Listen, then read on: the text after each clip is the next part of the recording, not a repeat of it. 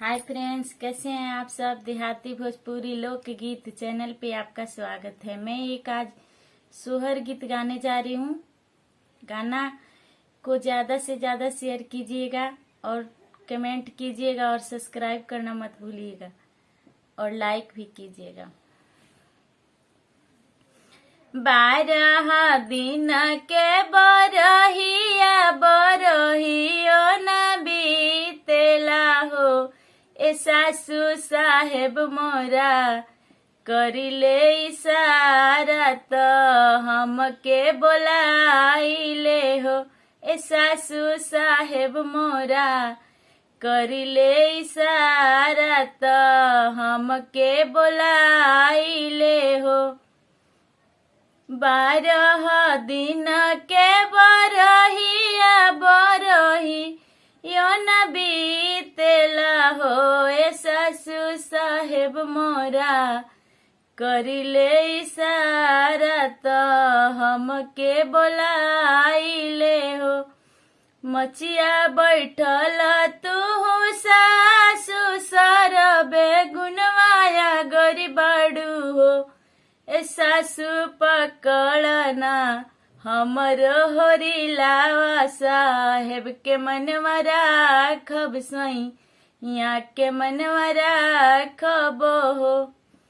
का तू बहुआ राइनी हऊ औरू बहुराइनी हऊ हो, ए बहुआ बीते देहू छठिया बरहिया सा हेब के मनवा राख दी हो, ए बहुआ बीते देहू छठिया बरहिया सैया के मनवा राख दी हो। 12 दिन के बरहिया बरहियो न बीतेला हो, एगो तीन साहेब मोरा करिले इशारा त हमके बोलाइले हो। एगो तीन साहेब मोरा करिले इशारा त हमके बोलाइले हो। राम रसोईया तू गोतिन सरबे गुनवाया गरी बड़ू हो, एगो तीन पकड़ना हमरो होरिलावा सा हेब के मनवा राख दी सैया के मनवा राख दी हो।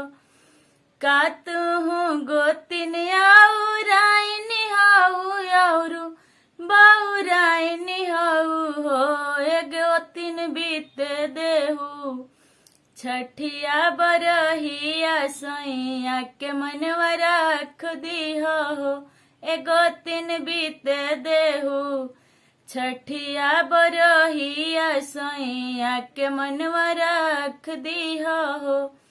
12 दिन के बरहिया बरहियो न बीतेला हो, ए सासू साहेब मोरा करिले इशारा त हमके बोलाइले हो, ए सासू साहेब मोरा करिले इशारा त हमके बोलाइले हो।